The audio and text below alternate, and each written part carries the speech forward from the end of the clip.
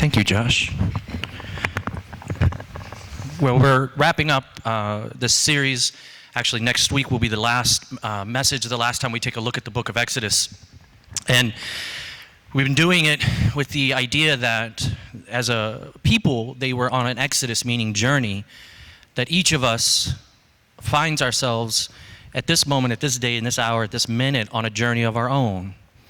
And you may be somebody who says, well, I don't know exactly what I believe. I don't know if God is real. Or you may be somebody who says, I've known God for a long time, but right now he doesn't really feel real. What you've seen, though, if you've been here during the summertime, is that through the book of Exodus, the dramatically gracious and merciful way God deals with his people, they can't get it right. They keep making dumb mistake after dumb mistake. He gives them one step forward and they take two steps back. And today is the sort of the ultimate story, the tipping point. He's given them, he took them out of slavery, out of Egypt. He gave them bread when they were hungry in the desert. He was with them all the while in their spiritual and literal wilderness. He went before them literally. He went behind them. All along he's been with them. And yet in this story, what you see, this is the most critical story, probably in the entire book.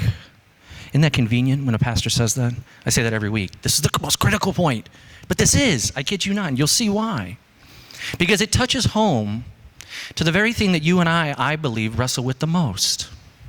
This issue and this whole nonsense of a golden calf. See, let me give you context.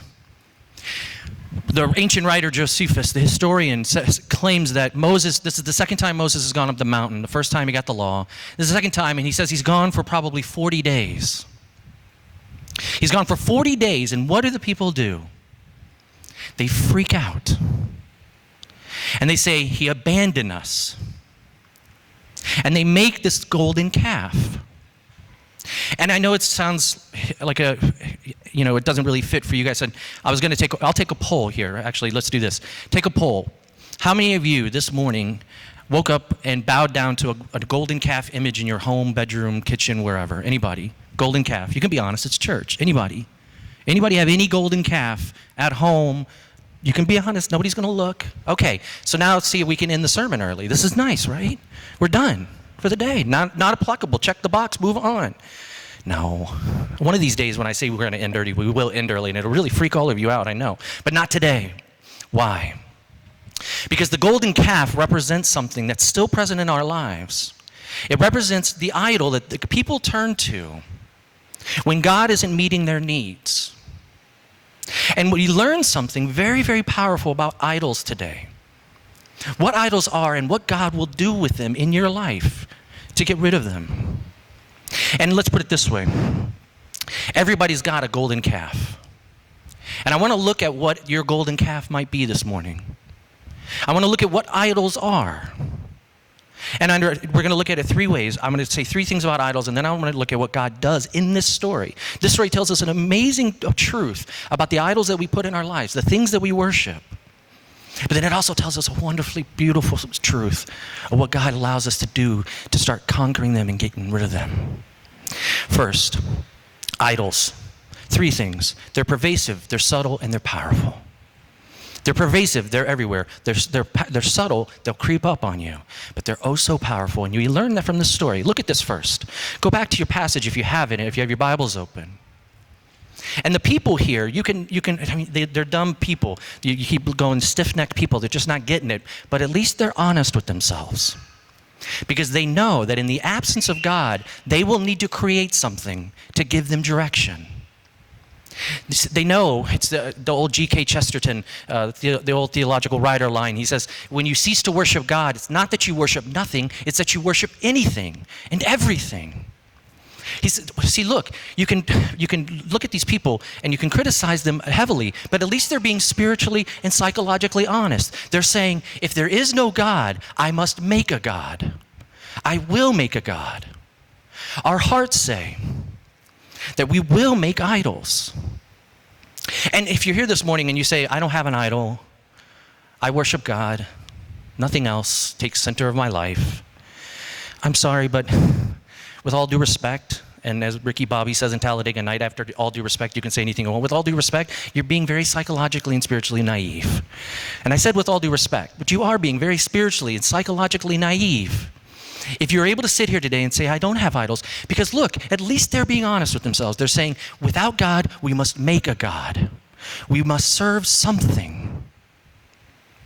You always will. Idols are pervasive. They're everywhere. You will find something, be it your job, be it your family, be it your career, be it your success, be it your education. You'll find something to put into the center place where God ought to be. It's inevitable. It's a condition of the human heart. And if you don't believe G.K. Chesterton, believe the great poet scribe Bob Dylan. Because if Bob Dylan says it, it must be true, right? He says, you may be an ambassador to England or France, you may like to gamble, you might like to dance. You might be the heavyweight champion of the world, you may be a socialite with long string of pearls. But you're going to have to serve somebody, indeed. You're going to have to serve somebody. Well, it may be the devil or it may be the Lord, but you're going to have to serve somebody. You may be a state trooper. You might be a young Turk. You may be the head of some big TV network. You may be rich or poor. You may be blind or lame. You may be living in another country under another name. Do we have anybody in here like that? But you're going to have to serve somebody. He says, yes, indeed, you're going to have to serve somebody. Well, it may be the devil, it may be the Lord, but you're going to have to serve somebody. You may be a preacher with your spiritual pride. Preachers don't have spiritual pride, do they? He said, you may be a preacher with your spiritual pride. You may be a city councilman taking bribes on the side. You may be working in a barbershop. You may know how to cut hair. You may be somebody's girlfriend. You may be somebody's heir. But you're going to have to serve somebody. Yes, indeed. You're going to have to serve somebody. Well, maybe the devil, maybe the Lord, but you're going to have to serve somebody. And if Bob Dylan says it, it's true. He knows it. They know it. This is what we see in the beginning of Exodus. Idols are pervasive. If we don't worship God, we will fashion something to worship. We find it every day in our lives. We'll find something. You have to be, the first thing you have to do is be psychologically and spiritually honest with yourself. To say that we fashion idols, you're going to have to serve somebody. Yes, indeed. Now, idols aren't just pervasive. They're subtle. What do I mean by that? Look at your passage. And look at what they make the idol out of. And many of you have read this story many times, and you say gold, duh. But many commentators ask, why the gold? And why the gold did he say, take it off your ears and your necklaces and your bracelets? Why not the gold in the storehouse that they were carrying around with them, most likely? Why not go get somebody else's gold? And many commentators point out this fact. They say this: they take the very things that are good in their life, the very things meant to adorn them. They take the good things and they turn it into the ultimate thing. You see what they did here? Gold is good. So if you have gold jewelry on this morning, it's okay. The pastor says it's good. They take the good things. They take it off their ears. They take it off their necklaces. Idols in your life. Let me put it this way. Idols are going to be incredibly subtle. Because what idols are when you and I take the good things in our life and we turn it into the ultimate things. You take your job that you love, and it's a good job, and work is good. Adam and Eve were gardeners. Work is good, God says. But then you start overworking, and it affects your health, and it affects your family life. What have you done?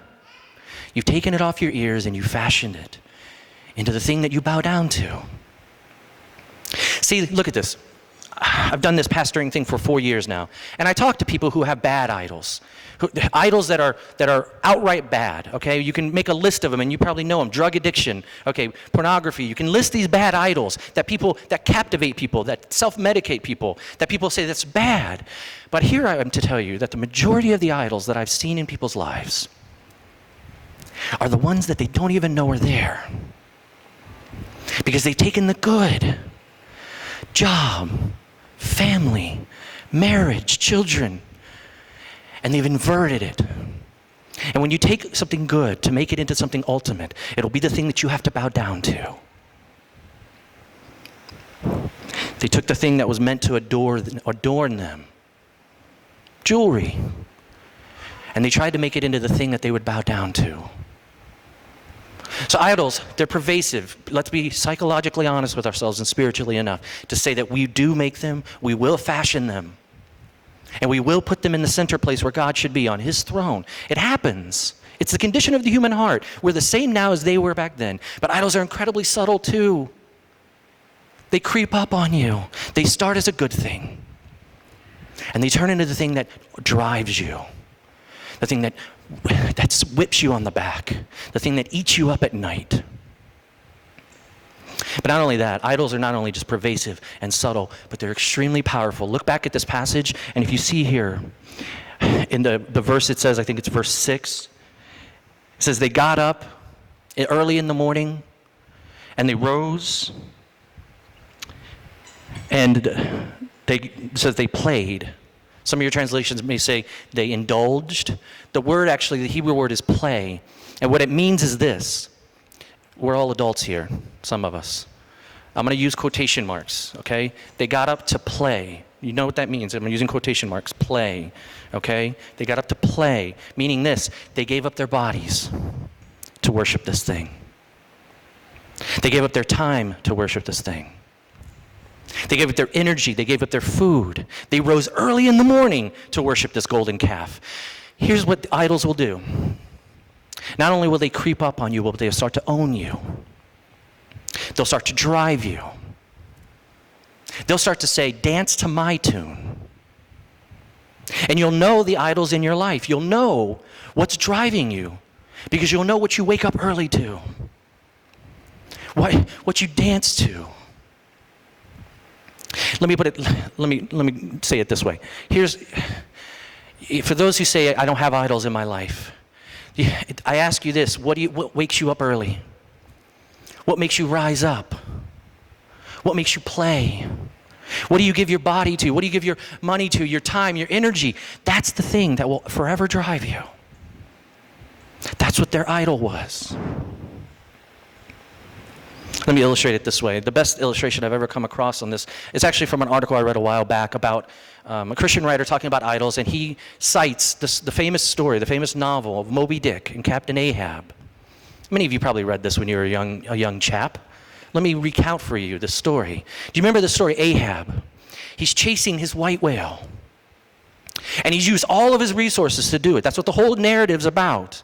He's chasing this white whale, and there's a part in there where he says he chases it because he's chasing his dignity.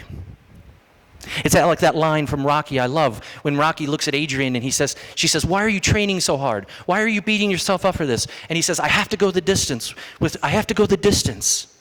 She says, why? Why do you have to go the distance? Meaning he has to go all 12 rounds. He says, I have to go the distance to prove that I'm not a bum.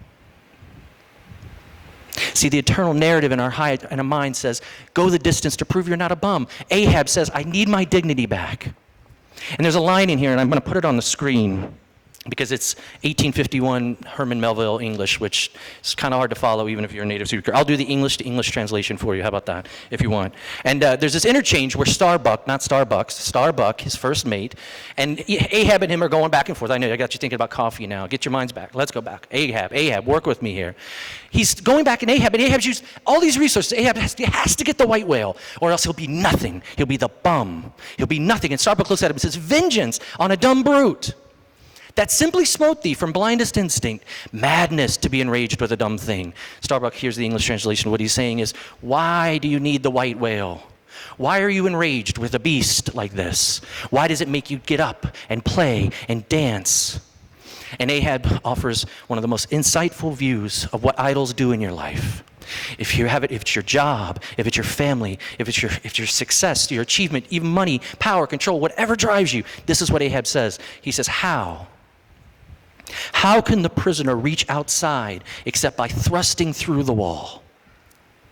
To me, the white whale is that wall, shoved near to me. He tasks me. He heaps me. I see him in outrageous strength. Listen, Ahab's idol was his white whale, his golden calf, whatever metaphor you want to use this morning. For you to identify your white whale, you're going to have to find the thing that heaps you, that tasks you. If it's work, you will constantly overwork. And maybe you say, use your job as an example, maybe you say, I am a Christian and I do believe in God and I know Jesus died for me. Then why do I overwork myself? Why do I kill myself trying to get the next promotion? Why do I kill myself for the opinions of other people? Why does it eat at me when people disrespect me? That's your white whale. Remember, it's the good things made into the ultimate things. And it heaps us, and it tasks us, and it's a wall that pushes against us.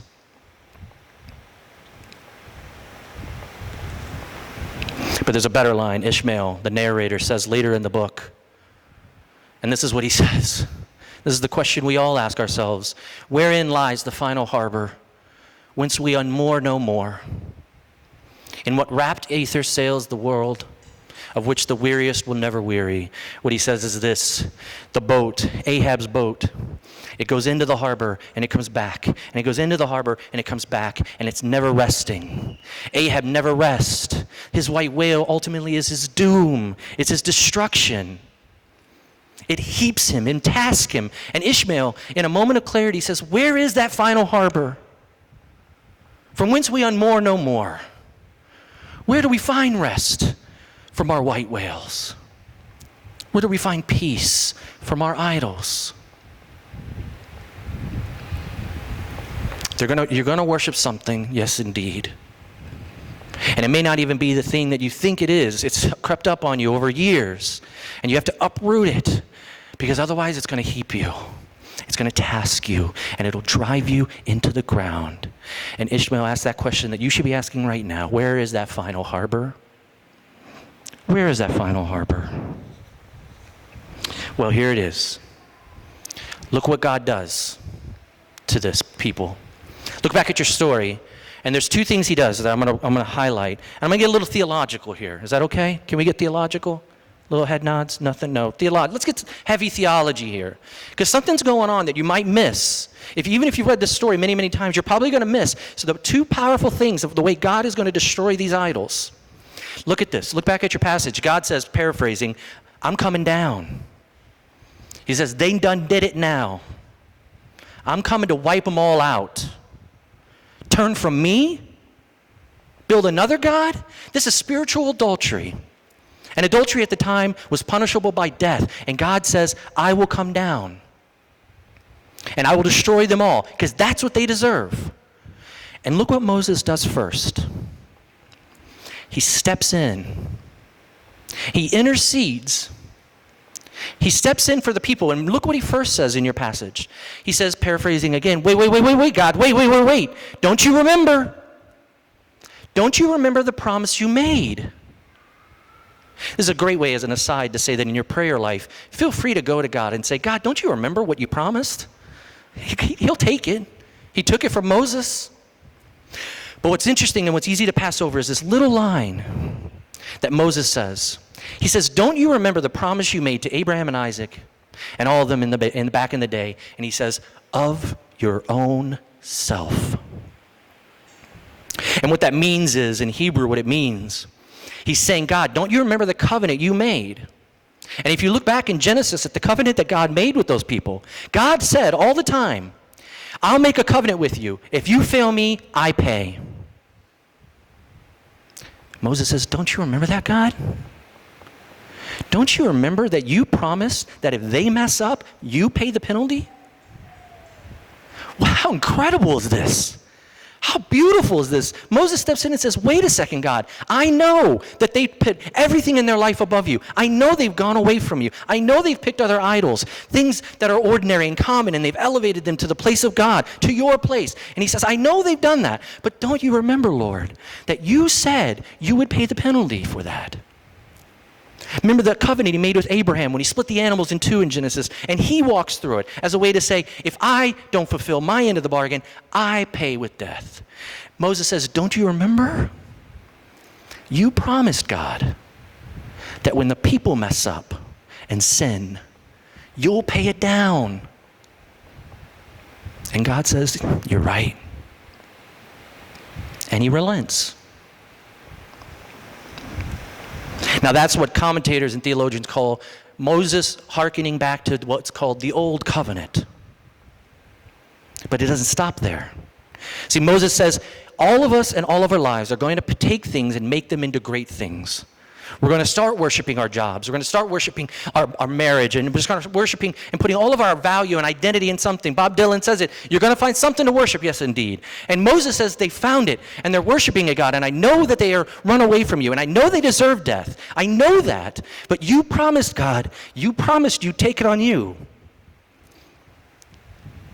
And if I leave you right there, that sounds all well and good. But that's an abstract understanding of the penalty of sin. Yeah, you can say, Pastor, that sounds all great. Okay, Moses, I may have never seen that before. He's hearkening back to the old covenant. He's reminding God of God's promises, and he's saying, God, it's on you. And you say, that's good, but that's abstract. You and I need it to be personal.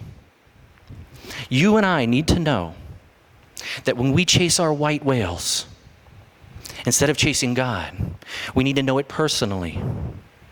See, he refers back to the promise, and that's an abstract truth, and it's the truth nonetheless, but it won't really do you any good in your life. It won't help you unearth the idols and start getting rid of them until you know it personally. Look what he does next. When Moses goes back up the mountain, he says this to the people. Look back at your text if you have it. Some of them say, he says to the people, Moses says, you have committed a great sin. What he said is, actually in the Hebrew, you've sinned a great sin. That's a way of saying, it's an idiom to say, you have really messed up. You have done it now. He looks at these people and he says, you deserve nothing. And if you know the story of Moses and these people, all throughout, they're backstabbing him. They're betraying him.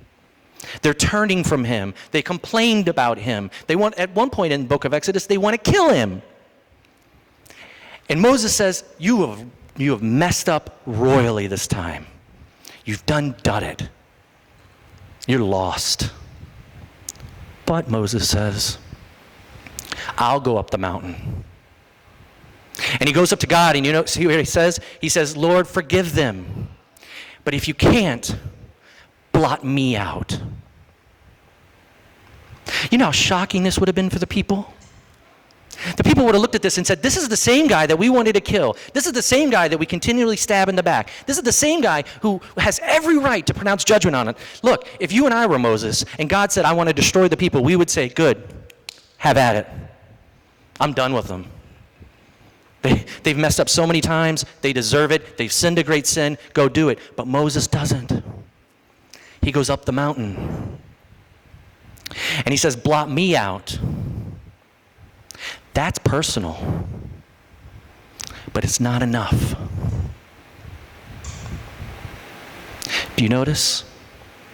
God looks at Moses dead in the eye and he says, not enough. He says, Moses, that's a good sacrifice, but it's not the great one that they need. It's all well and good, and the people would have been touched. Could you imagine how touched you would be if you faced certain death, and Moses says, I will trump up the mountain, blot me out, not them. Say, kill me, not them. And God says, good, not good enough. Because Moses only pointed to someone who would come much, much later. God says, I will blot them out, and I will return their sin on them. Moses, your sacrifice, while good and noble and pure and righteous, it's not enough. There needs to be something greater. And for you and me this morning to find the final harbor wherein we unmoor no more, to find the golden calf and throw it out the window, you need to know the one who trumped up the mountain for us, for you. You need to know the one who went in front of God in the garden and he said, can this cup pass from me? Meaning, can you forgive them? Just like Moses. But this was a greater Moses. And he says, if you're not going to forgive them, blot me out. Moses wasn't blotted, but this man was. You see, the whole narrative of the sacrifice of Moses, stepping in front of God and saying, blot me out, forgive them, let it come on me. And God says, good, not enough. There needs to be someone greater. And there was. There was that man, Jesus, who sat in the garden and wept because he knew that he would be blotted out. he would be killed. Listen, your white whale and my white whale, it will always heap us. It'll always task us. Jesus says, you always will have a yoke on your shoulders. Which yoke do you want? The yoke that's going to drive you into the ground, or the yoke that's light? Jesus says, my yoke. Because when Jesus is blotted out on the cross, he says, you don't need to bow down to any more idols. You don't need to play to them. You don't need to dance to their tune anymore. You're free. No golden calf, no white whale will ever command your heart. If you give your heart to the one that you know it. It's personal. It's not abstract. You meditated on it and you said, I know that he did this for me. And it's so beautiful. I don't need to be heaped and tasked by anything else in my life anymore.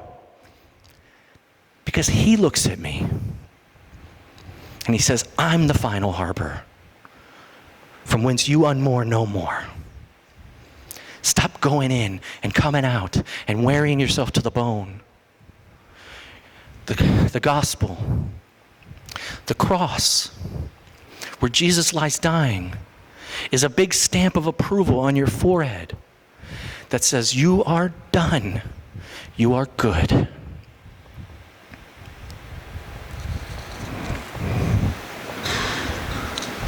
The end of the story on Moby Dick, the last words of Ahab. Let me read them to you, because this is where I don't want you to go. These are his last words as he's clinging and he's dying and he's being towed under. He says, towards thee I roll, thou all-destroying but unconquering whale. To the last I grapple with thee, from hell's heart I stab at thee. For hate's sake I spit my last breath at thee. Sink all coffins and all hearses to one common pool, and since neither can be mine, let me then tow to pieces while still chasing thee, though tied to thee, thou damned whale. You know what he says? Even in the end, he has no freedom. He's clutching to the very thing that's dragging him under the water, and it will kill him. Brothers and sisters, put anything in the place of God, and it will drag you under. It'll wear you down. It will judge you. It'll make you rise early in the morning and dance to its tune. It'll make you give up all your body and your time and your energy and your resources, and it'll give you nothing back. Look at Jesus on the cross. He died for you. Not as a concept. Not as a theological position. I'm not just up here saying this every Sunday morning just because I have to. I'm saying it because it's true. And when you know the truth, you find him as your final harbor, for whence you unmoor no more. You find rest, peace, by the grace of the one who went to the mountain and said, blot me out, but forgive them. Go in prayer now. Pray over this truth in silence.